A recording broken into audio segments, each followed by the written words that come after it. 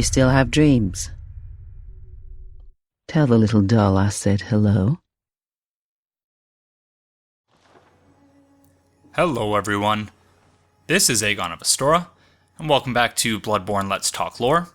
This is episode 4, and we've accumulated a fair number of loose ends in the last 2 episodes, so we'll try, probably in vain, but we'll try to tie up some of those loose ends in this episode. First, you'll likely have noticed that our gear has changed substantially. We're now wearing the Charred Hunter's garb, which we picked up in the previous episode. The item description for which reads,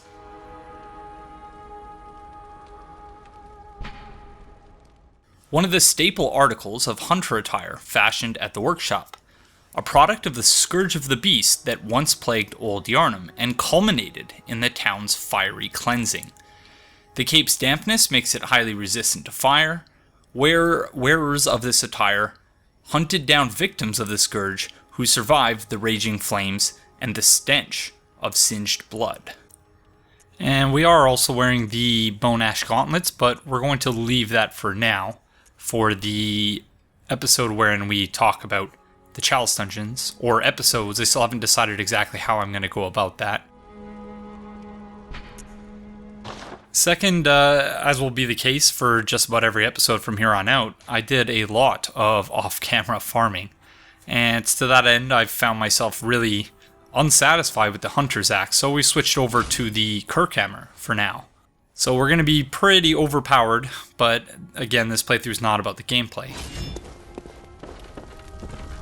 But third, we've not yet read this very important note here in the corner, which reads, to escape this dreadful hunter's dream, halt the source of the spreading scourge of beasts, lest the night carry on forever. So that term, dreadful, in relation to the hunter's dream, I believe is only used by one character. I could be completely wrong about that, but I believe it's only used by this gentleman over here, whom we've not spoken to in a couple episodes, so we're going to say hello. But the significance of that term will become more apparent when I begin to discuss my idea of my meta theory about the game's 3 endings, but we're going to leave that for the time being. For now, let's just say hello to Gehrman. The moon is close. It will be a long hunt tonight. If the beasts loom large and threaten to crush your spirits, seek a holy chalice, as every hunter before you has. A holy chalice will reveal the tomb of the gods, where hunters partake in communion. Most of the holy chalices lie deep within the tomb of the gods, and the few that found their way to the surface were lost again in the hands of men. But if the old hunter tales remain true, one of the holy chalices is worshipped in the valley hamlet. Yet the town is in disarray. It was burned and abandoned for fear of the scourge. Home now only to beasts. The perfect place for a hunter, wouldn't you say? So that right there is dialogue that I probably should have gotten before we went to Old Yarnum, but if I recall correctly, Gehrman wasn't here. He was sleeping out in the garden when I came to actually get that dialogue. But what's interesting about that is the way in which it puts you into direct conflict with retired hunter Jura, in that at some point or another, Jura would seem to have had contact with Gehrman, and yet here's Gehrman saying, oh, why don't you go to Old Yarnum? There's nothing but beasts there. It's a perfect place for a hunter. And yet when you arrive there, as we saw in the previous episode, Jura is there to directly contravene that suggestion. So, very interesting. One of the holy chalice. Okay, so he's going to repeat himself now. But yeah, it's just, I found it very, very interesting that there's that direct, I guess, he's directly putting you into conflict with Jura, whether or not he knows or is aware of the reasons why Jura became severed from the dream, which, as I argued, has to do with the horrors that he saw at Old Yarnum that he may or may not have taken part in, and severed himself from the dreadful Hunter's dream so as to go and actually either protect the beasts, as he tried to do while he was the Paleblood Hunter, or to repent for his sins by protecting them. Whichever of those is true, I'm not entirely sure, but whatever the case, we have some other stuff to do, so that isn't the dialogue I was expecting us to get from Gehrman, but interesting nonetheless.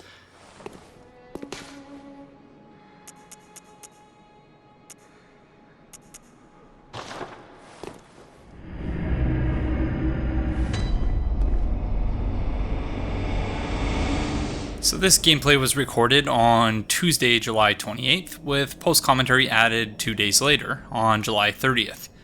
And I hope that you're all having a fantastic day today, whenever it is you find yourself watching this. And I sincerely hope the same for the Chapel Dweller, whom we forgot to speak to after directing the Lonely Old Deer here, so let's see what he's up to. Ah, the hunter. Thank you. So that old girl, you told her about this place, right? Well, she don't offer me much in the way of conversation, but still, I'd rather see her alive anyhow. If you find any sane survivors, well, send them along to Oedon Chapel, will ya?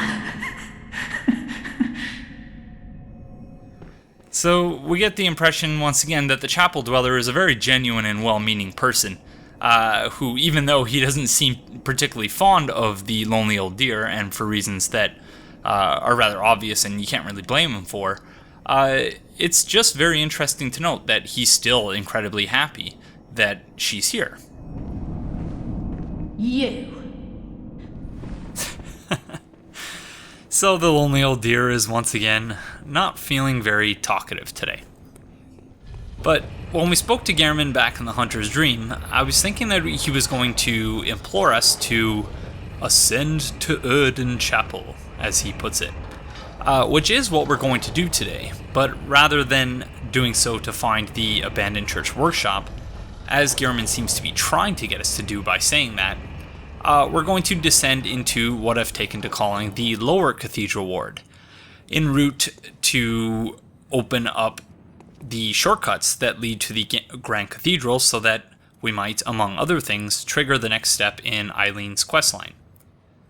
And you can see here that there are no enemies here where there should be. There should be a Snatcher in that corner there, and a fair bit of geometry is missing, including one of the fences that we need to open so that we can get to the Grand Cathedral.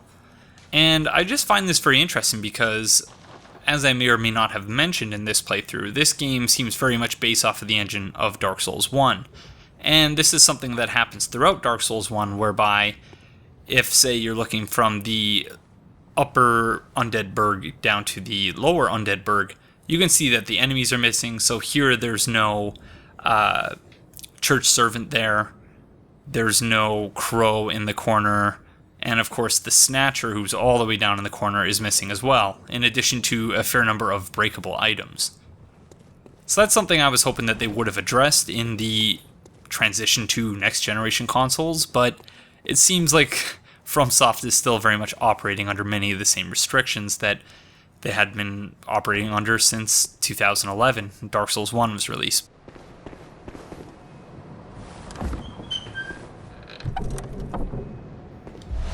So we've picked up Formless Oedon, and I believe that this is the first rune that we've picked up. Yes, it is, the first Carol rune. A secret symbol left by Carol, runesmith of Bergenworth. The Great One Oedon, lacking form, exists only in voice, and is symbolized by this rune. Those who memorize it enjoy a larger supply of Quicksilver bullets. Human or no, the oozing blood is a medium of the highest grade, and the essence of the formless Great One Oedon. Both Oedon and his inadvertent worshippers surreptitiously seek the precious blood.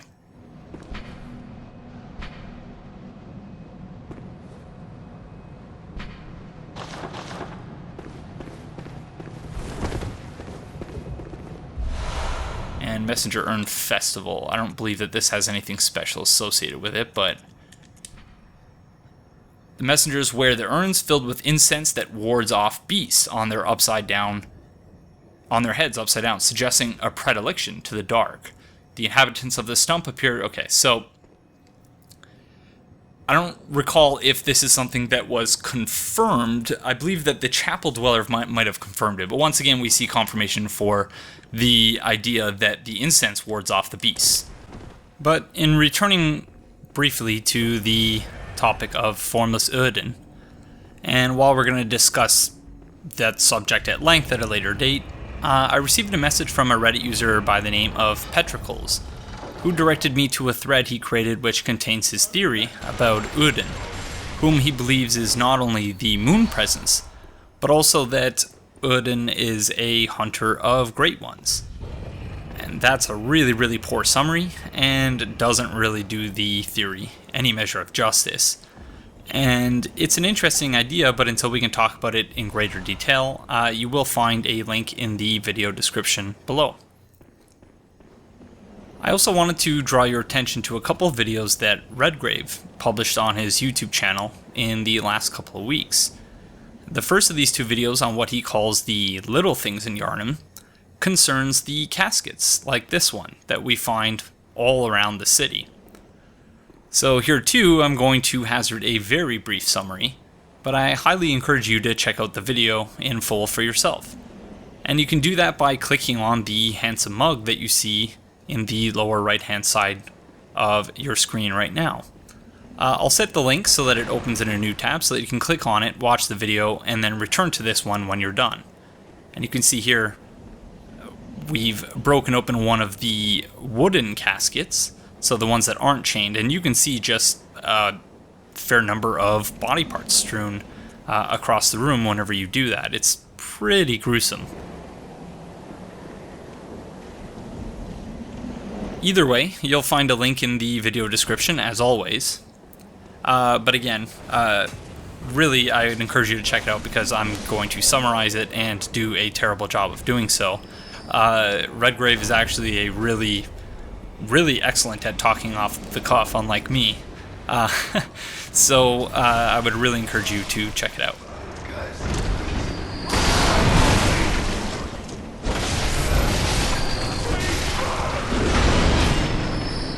Redgrave points out that it looks almost as though people are leaving these caskets outside of their houses, that when someone in their family or, their friends or someone they come across is dead, they leave them stacked in the streets in these caskets, presumably so that they might be picked up by the healing church. And Redgrave posits that Yharnamites are woefully unaware of what actually happens with these bodies, but they seem to believe that from the Yharnamites' perspective, that these bodies are being picked up and they're being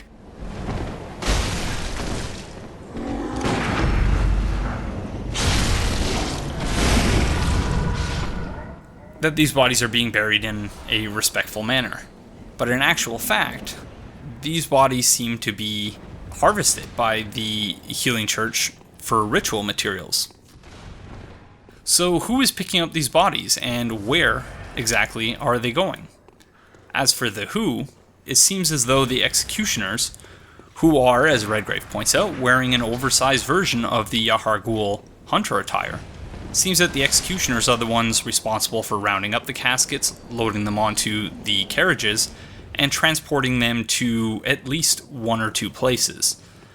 The one that we know of, judging by what they're wearing, and something that we'll see later on, is Yahar Ghul, the unseen village.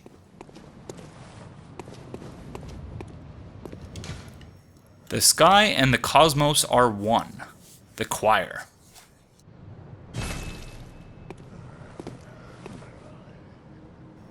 So, there seems to be a distinction between things that were written by the characters in the game, although we can see that there is an actual document here. It's not just a piece of light. There is an actual document there, and the shining light is just to draw your attention to it. So this isn't a note as much as it is just a piece of paper lying on the ground. Although it's interesting that you can see that there's a fair amount written there, but the only thing we get out of it, the only thing that the Paleblood Hunter gleans from it, is the sky and the cosmos are one. So these bodies are being taken to Yahar Ghul, and at least one other place. The second place seems rather obvious, and that is Hemwick Sharna Lane, because we also find executioners there. And Hemwick Sharna Lane is a place where body parts are collected and used as ritual materials, eyeballs chief among them. But the chief place, and this is a place that we're going to be going in the next couple episodes, and that is Yahar Ghul, the Unseen Village. And we'll get more into the reasons why, and the evidence that Redgrave brings up in a future episode.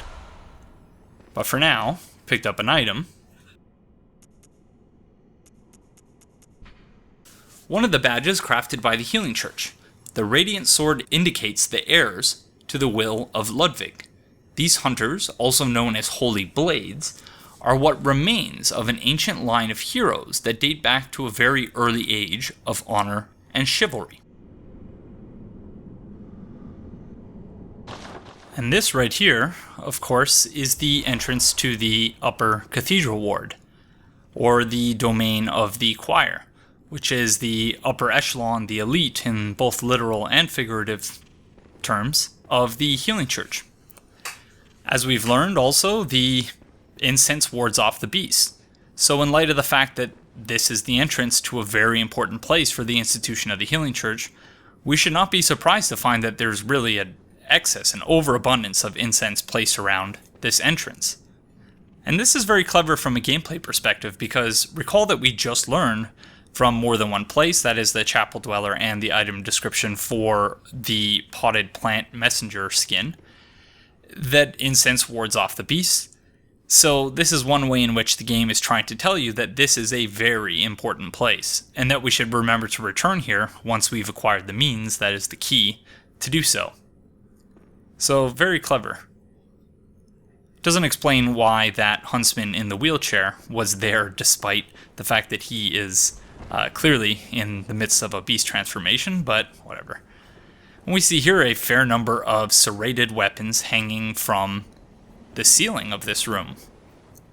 So showing once again the church's heavy-handed and merciless approach towards the plague of beasts. And interesting to note that, and we haven't looked at this yet, but we will do so when we return to the Hunter's Dream, that there are a number of serrated weapons hanging in the Hunter's Dream in the workshop there as well. And I can't recall whether that's actually mirrored in the Abandoned Church workshop design, but we'll have to return there and check that out.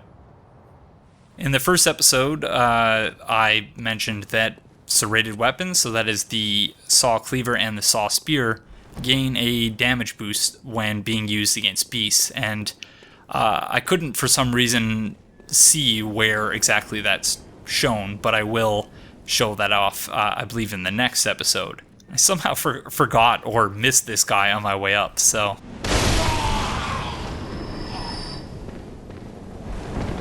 But yeah, we are now headed towards the lower Cathedral Ward.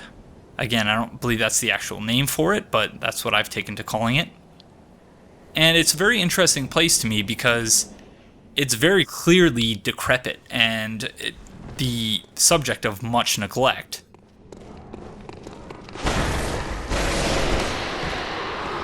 And I think the reason for that is based almost solely on its location and such close proximity to the Abandoned Church workshop, which again, we're not going to check out right at this moment, but we will check out a little bit later.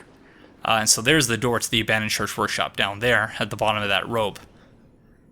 And the church very clearly, for one reason or another, with the shift to the Ludwig era, wanted to turn a new page.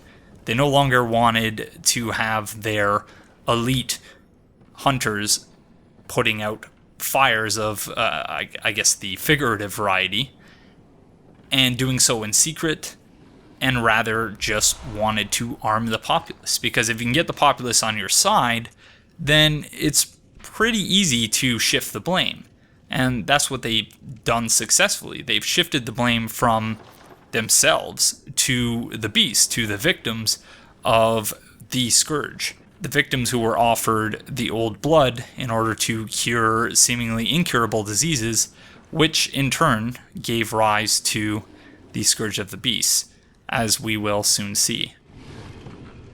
I was very trepidatious when descending this tower because I couldn't recall the exact path required to do so.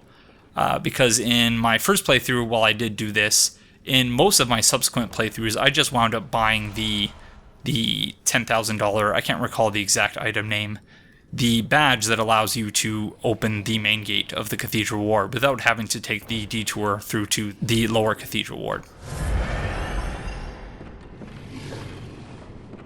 And we can see here, just hanging out, is a beast-possessed soul. Or at least that's the name of that enemy in boss form in the Chalice dungeons. So this enemy's placement within the labyrinth would seem to imply that it came from the labyrinth, but that isn't necessarily the case.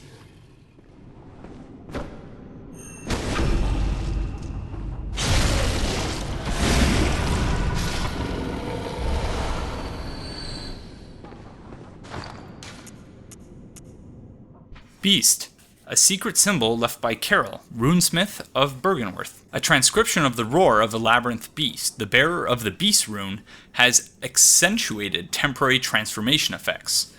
Beast is one of the early Carol runes, as well as one of the first to be deemed forbidden. The discovery of blood entailed the discovery of undesirable beasts. So in that item description, we're given a rather direct causal link between the discovery of the old blood and the start of the Scourge of the Beast. It seems to draw a straight causal line from the use of the old blood in blood ministration and the Scourge of the Beast.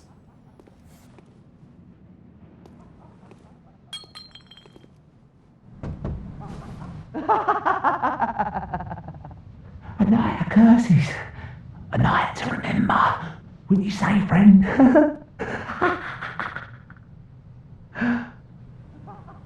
So, that individual, who I believe is the only person you can actually speak with down here, has clearly lost their marbles, at least to some extent. And yet, as we will see, when we find ourselves in Cathedral Ward proper, there are some residents there who appear at least moderately coherent. In Yharnam, then, where you live is a primary determinant of how affected you will be by the Scourge of the Beast. We saw this in Old Yharnam, an area whose residents were completely abandoned, and we see it again here, an area that, by virtue of its close proximity to the abandoned church workshop, has been cordoned off from everything and everyone else. Okay, so we picked up the rumpled hat and the sweaty clothes. Common Yharnam cap, well worn and losing its shape. Common Yharnam clothing, well worn and damp with sweat. Gross.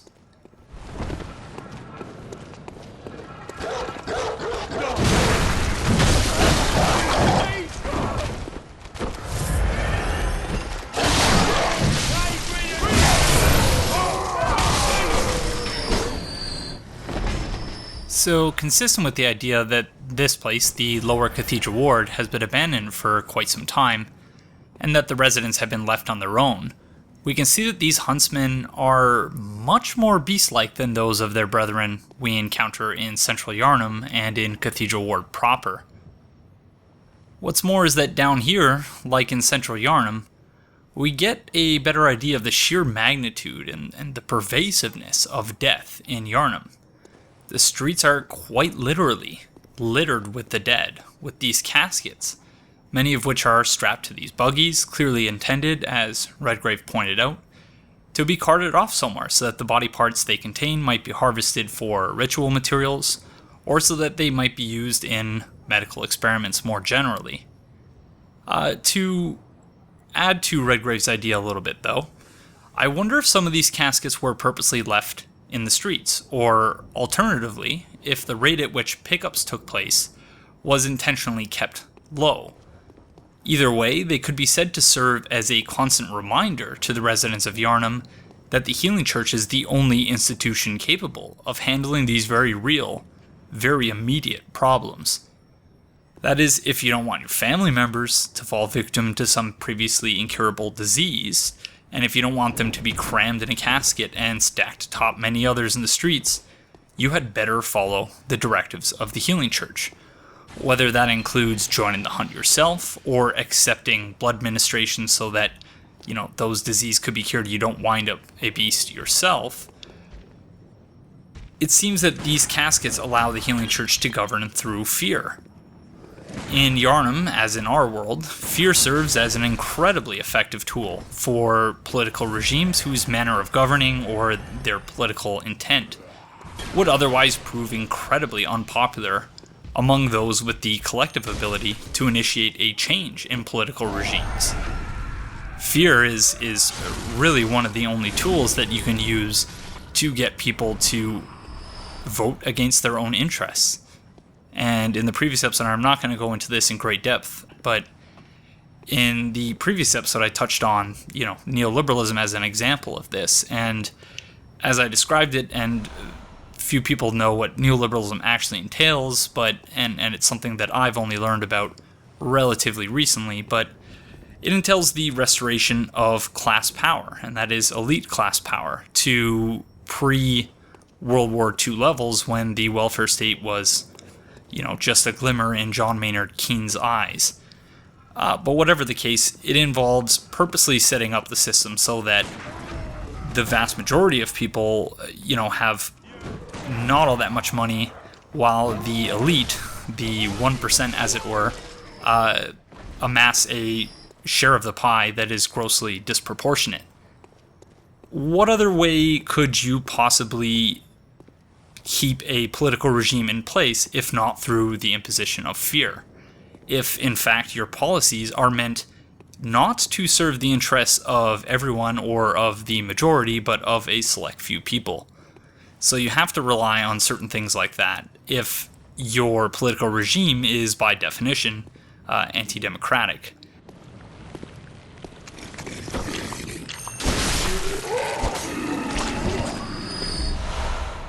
If you're to exist in a democratic system, then you have to adopt ways of obfuscating and of changing the channel for the people who have the power to boot you out of that political office.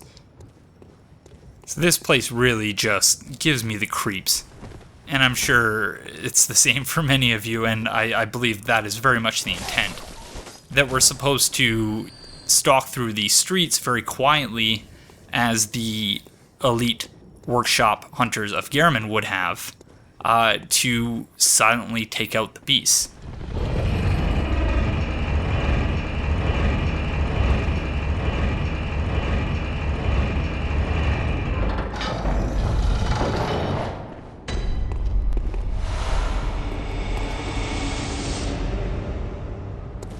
And we find ourselves in the Cathedral Ward proper.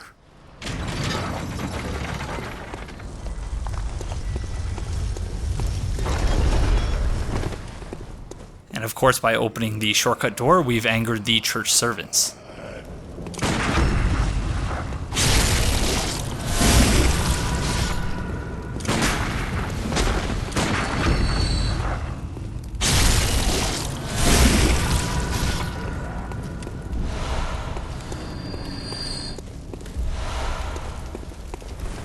So we've got the wooden shield. There's not much in-game lore for this item, but there is a meta thing going on here. A crude wooden shield used by the masses who have arisen to join the hunt. Hunters do not normally employ shields, ineffectual against the strength of the beasts as they tend to be. Shields are nice, but not if they engender passivity. As I deduced during my first playthrough of the game, and as I'm sure many others did as well, the very existence of the wooden shield, together with the description I just read, is meant to break the fourth wall, so to speak, in that it communicates directly to the player the design philosophy behind Bloodborne, or at least where the philosophy behind Bloodborne departs from those of previous Souls games. Very clever. And in fact, in his interview with Future Press for the official guide, Miyazaki pointed out that, quote, The game's battle system relies on the idea that you're going to take some hits now and then, which is what I think leads to ideas like that." End quote. And the "that" at the end of that sentence presumably refers to the wooden shield, although he could be referring more generally to how the game is designed. Now, because this episode ran a little long, we're going to fast forward a little bit here, while I loot the main courtyard of the Cathedral Ward, and on our way to speak with Ariana and the bigoted old man. We will, of course, be talking about both NPCs later on, but for now, the only thing worth noting is that Ariana specifically mentions that we have a queer scent, but also that it's preferable to that of blood and beasts. This is very interesting because whatever scent she's referring to would have to be really, really potent for it to overpower that of the beast blood, which essentially covers every inch of our clothing. Presumably she's referring to the scent that is later described by Annalise, Queen of the Vilebloods, as that of the moon, that we are a moon-scented hunter. But just something to think about for now. We're going to be talking about all these NPCs once they've moved over to Oedon Chapel, and this is the first step in initiating that move.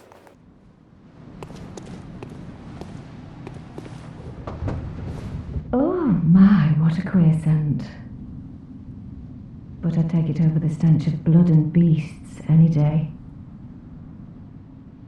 What is it then? I'm off during hunts, so if that's what you're here for, I'll leave you to your own devices.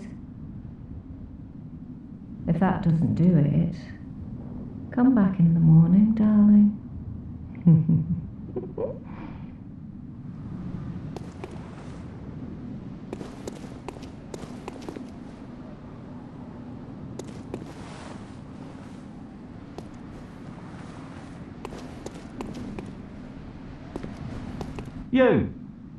You're not from around here, are you? Well, an outsider who's come to join the hunt? What a pathetic idea. You what?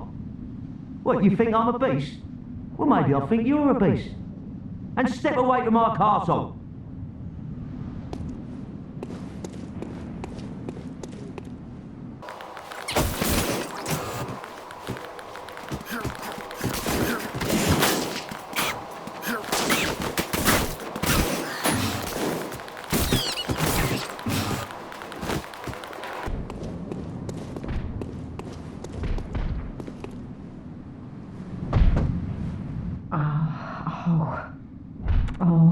We've the deepest gratitude for the church and all they do for us. The deepest, widest gratitude. Yes. Yes. So, I believe that dialogue is purposely juxtaposed with the armor set we have here.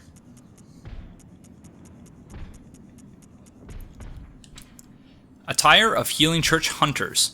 Most Healing Church Hunters are elementary doctors who understand the importance of early prevention of the scourge, achieved by disposing of victims, and even potential victims, before signs of sickness manifest themselves. Their black attire is synonymous with fear, and that peculiar Yharnam madness. The Holy Shawl, symbol of the Healing Church Hunters, flutters proudly on the backs of the chest piece. White surgical gloves, the intricate embroidery weaves a spell that protects their wearer. The church engages in the hunt in a medical capacity. When a cancer is discovered, one must pinpoint its location, reach in, and wrench it from the host's bosom. So, once again, I believe that this armor set was placed here for a very specific reason. And that reason is so that its description might be placed in juxtaposition against the dialogue of these NPCs here. Praise you. Praise the old damn church. And best of luck hunting. Best luck of all.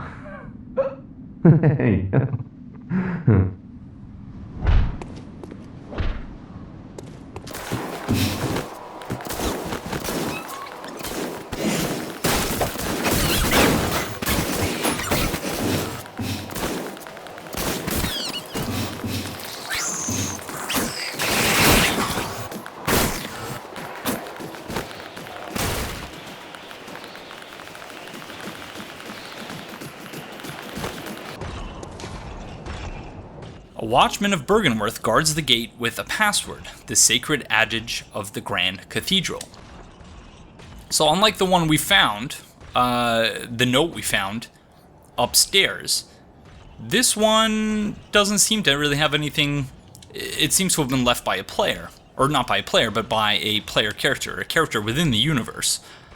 A Paleblood hunter, it would seem, given the fact that, and I suppose that's the distinction there, actually, between the handwritten scrawls and the developer notes, is that the developer notes were left by people who were at one point or another Paleblood hunters. So who would have left this? That I have no idea, but I'd be interested to hear what each of you think.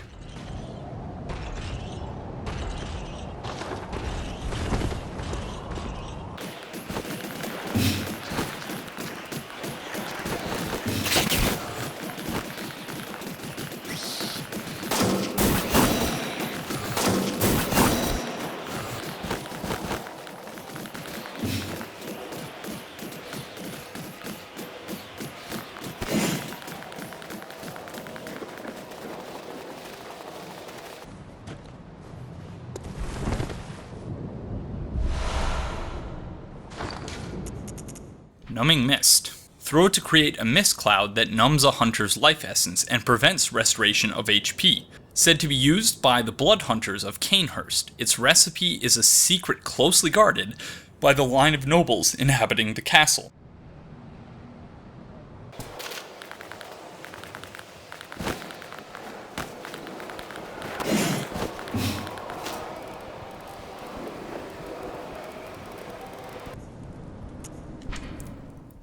Hat the messengers are oddly fond of, symbol of the preventative hunters of the healing church. The inhabitants of the stump appear to have an interest in adornment. Why not let them be happy and revel as babes? And so once again, here we have a very kind of interesting and troubling link between the, political maneuvering of the healing church and that of our world, because you can see kind of an obscurantism at work there, whereby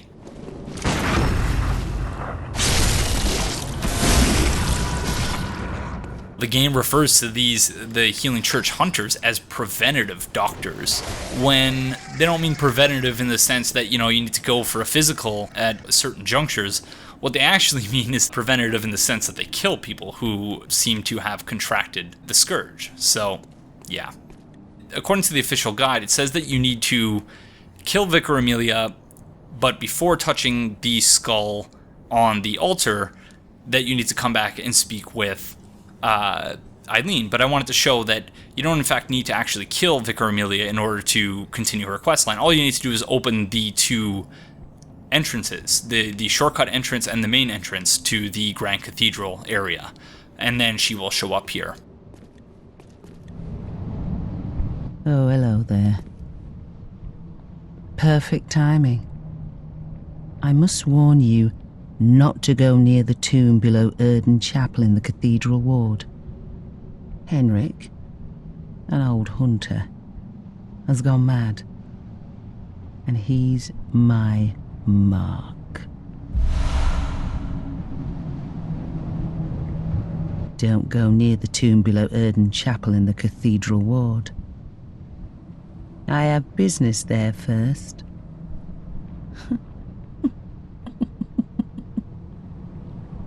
So, she doesn't want us to go after Henrik. To which, it must be said that someone once told me that a hunter must hunt. So, that's what we're going to do. Sorry, Eileen.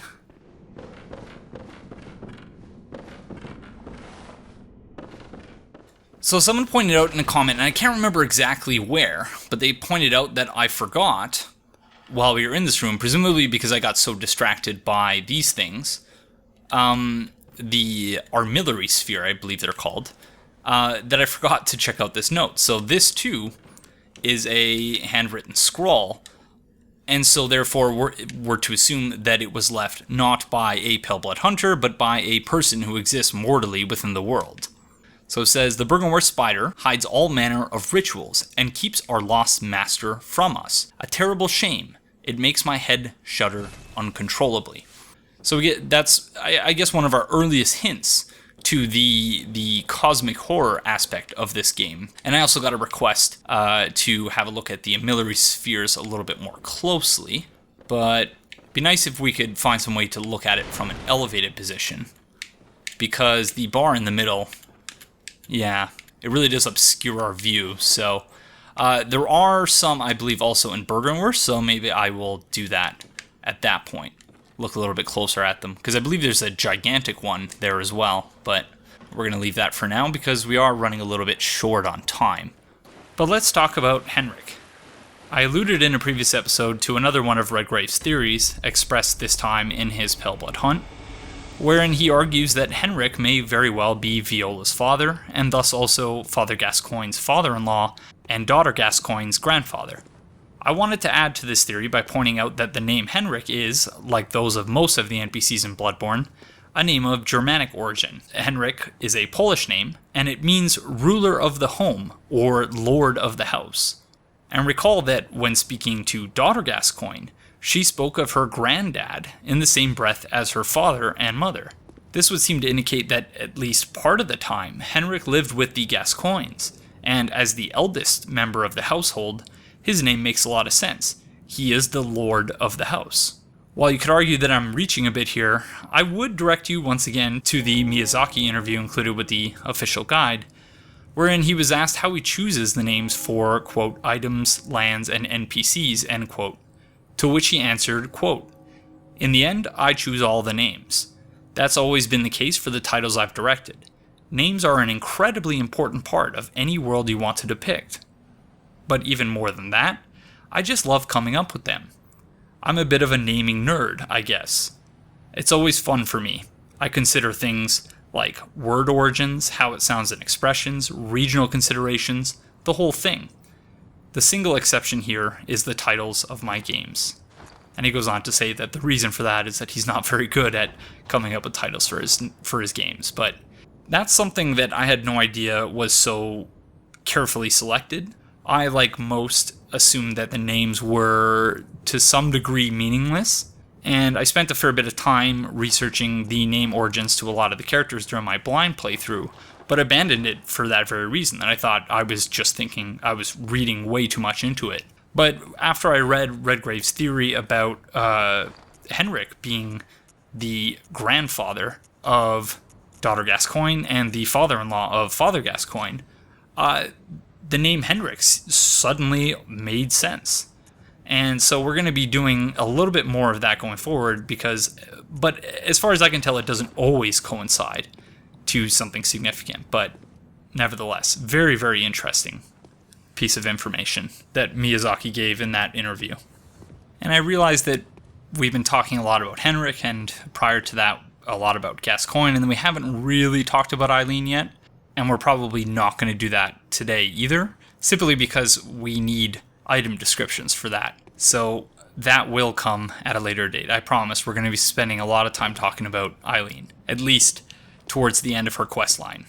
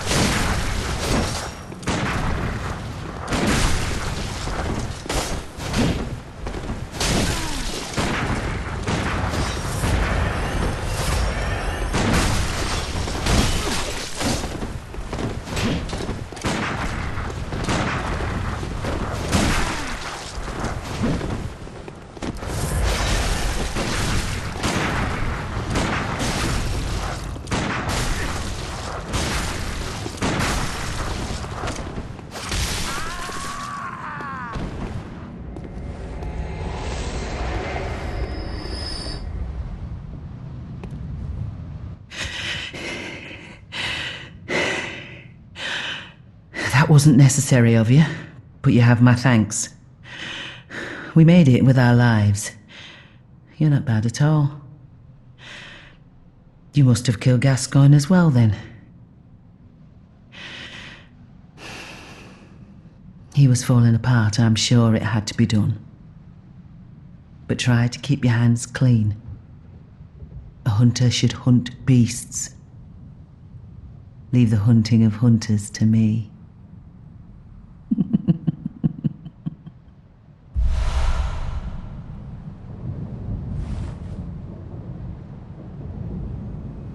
Try to keep your hands clean. Leave the hunting of hunters to me. So she says that it wasn't necessary of us to help, but if, like me, you've ever allowed her to try and take on Henrik by herself, she doesn't fare all that well. And adding to that, she's completely out of breath, which would seem to indicate that she's really past her prime at this point. But Henrik also drops the air rune, the item description for which reads, a carol rune that transcribes inhuman sounds. The air sees sentimentality in the warmth of blood and acknowledges visceral attacks as one of the darker hunter techniques. More blood echoes gained from visceral attacks. Perhaps the air is a hunter who bears the echoing will of those before him. So perhaps lending further credence to Redgrave's theory that Henrik is the father-in-law of Father Gascoigne. Maybe Henrik knew his time was up, or that his death was imminent, whether at Eileen's hands or otherwise, and so he came here looking for Gascoigne so that he could pass down to him, as an inheritance, this rune. Of course, when he came here he found not Gascoigne, but his deceased daughter, Gascoigne's wife, Viola. We're not done with the Gascoigne family just yet, but so far it's not the happiest of stories, that's for sure. And while, once again, we don't have the time to talk about Eileen in detail, I thought we'd have a look at the gear she's wearing. And she has a small bell draped around her neck. A small resonant bell, perhaps? While she was bound to the dream as a hunter of hunters, she would have used the small resonant bell to invade blood-addled hunters. But as she is no longer bound to the dream, such a bell would now serve little practical purpose. But maybe she keeps it around her neck as a reminder of all that she saw while dreaming? We'll see you a little bit later, Eileen. Take care for now. Of course, we will be wrapping up Eileen's questline and talking about her and her lore in much greater detail at that point. But until then, we're going to leave her for now. I'd be very interested to hear what each of you think about that, as well as all that we discussed in and around Henrik and Gascoigne.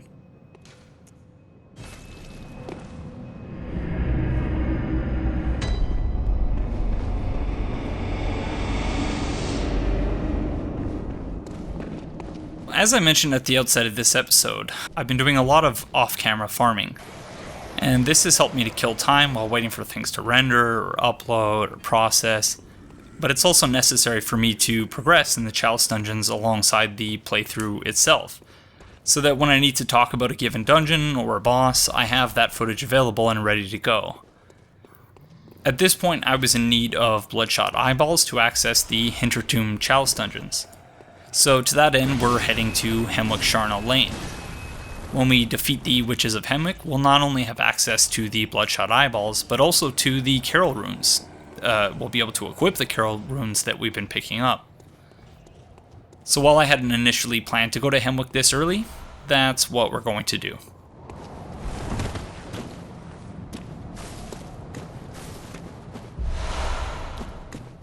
Okay, so I know there have been a lot of Redgrave plugs in this episode already, and I hadn't planned to discuss the forthcoming plug in this episode, but that changed as soon as we picked up those bold hunter marks, which we haven't discussed yet, so let's look at some item descriptions.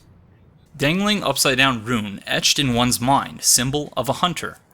By focusing one's thoughts on this rune, a hunter loses all blood echoes, but awakens afresh, as if it were all just a bad dream. Dangling upside down rune etched in the mind of a hunter. The image upon this parchment allows one to envision the rune with clarity. Allows a hunter to awaken again without losing blood echoes, a trick that seems nearly too good to be true. In the second video of his Little Things in Yarnum series, Redgrave goes into great detail about the Hunter's Mark, and as I mentioned, it's something we've not really discussed at all in this playthrough as of yet. And as with earlier, you can click on the video on the screen, and it will open in a new tab so that you can conveniently watch Redgrave's video, and then pick right back up where you left off here. Redgrave does a wonderful job of explaining in general terms the idea that Carol, Runesmith Carol that is, listens to the Great Ones, and transcribes their utterings into symbols. I'm not going to appropriate his explanation because, quite frankly, I would butcher it, but the important takeaway is that the Hunter's Mark is literally the Great Word, or the Great One word, for Hunter. On this view, we are chosen to become Paleblood Hunters because, at some point or another, a Great One looked at us, deemed us capable of becoming a Paleblood Hunter, and had the Hunter's Mark literally branded on our minds. So what then is the Bold Hunter's Mark? Well, as a physical object, the Bold Hunter's Mark would seem to represent an attempt of a former Paleblood Hunter to transcribe this word, the Great One word for Hunter, so that she might focus on it, and perhaps in an attempt to remember it or remember things associated with it. So that is, while you can find the Bold Hunter's Mark on corpses, as we just did throughout the game, there are only 2 NPCs from whom you can obtain these items. Yep, you guessed it, Eileen and Jura. The only 2 NPCs whom we know for certain were once Paleblood Hunters. Of course, I'm probably not doing justice to Redgrave's explanation of this, and if you watch the video, you'll find that there's a lot that goes into this idea that I haven't even touched on here. So just go watch it. There's much insight to be gained by doing so, and yes, pun intended. On the question of how Gascoigne and Alfred got their hands on small resonant bells, Fresco Chill Dude surmised that the Healing Church may very well have replicated them from those that they found in the labyrinth. So while this is not the most satisfying explanation, it sure seems to fit very well within the story of the game. After all, much of the story is predicated on the ability of, say, the Bergenworth scholars to reverse engineer and then reproduce artifacts found in the Chalice dungeons. So this theory isn't all that far-fetched. In the previous episode, we spent a bit of time trying to figure out how Jura is positioned when we first enter Old Yarnum. And Koipop very kindly shared with us this screenshot that he took while invading from Jura's tower, which shows very clearly how he's positioned. And I can't believe I didn't think to do that. That's actually, really, really smart. So thank you, Koipop, very much for sharing that with us. In the comment section from episode 2, Accented Gamer suggested that if Gascoigne and Henrik did in fact hunt together, that they may have simply shared their bells with each other. Maybe, but then why would they need to use their bells to hunt with each other? And maybe I'm misunderstanding your point, but think about it. Neither of them are bound to the dream. Or at least as far as we're aware, they're not bound to the dream, and they may have been at some point in the past, we don't know. But what reason would they have to use their bells to hunt with each other if they're not bound to the dream? They could just head out together, and there would be no need for summoning. And again, maybe I'm misunderstanding the comment, but Accented Gamer also stated that using the resonant bells reduces insight, but this is not true in the case of Gascoigne, who, as far as we know, only uses his small resonant bell. It's the beckoning bell that reduces insight when you successfully summon someone. So if he's only using his small resonant bell, each time he helps the players defeat the Cleric Beast, he actually gains a point of insight. But wait, that might actually explain it now that I'm thinking about it.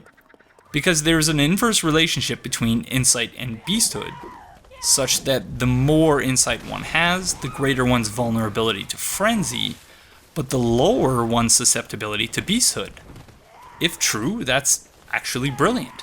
Gascoigne is trying to amass insight to keep his inner beast at bay, so that he doesn't unceremoniously murder his family, which unfortunately is what happened, but that would seem to make a lot of sense.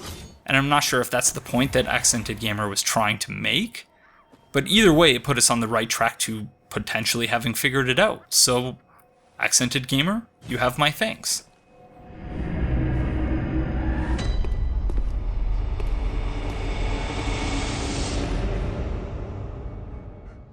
there were many, many more comments I wanted to get to in this episode, and many other things I wanted to discuss.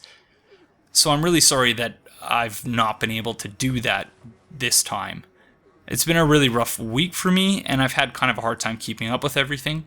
So I hope you'll forgive me if I didn't get around to everything I said I would in this episode, but I will do my best to get to as many as I can, comments and discussion topics in future episodes. But I hope that you enjoyed nevertheless, and that you're looking forward to the next episode as much as I am. So thank you very much for joining me, and I will see you in the next one. Bye-bye. Let us pray, let us wish to partake in communion and feast upon the old blood. Our thirst for blood satiates us, soothes our fears, but beware the frailty of men. Their wills are weak, minds young. The foul beasts will dangle nectar and lure the meek into the depths. Remain wary of the frailty of men. Their wills are weak, minds young. Seek the old blood.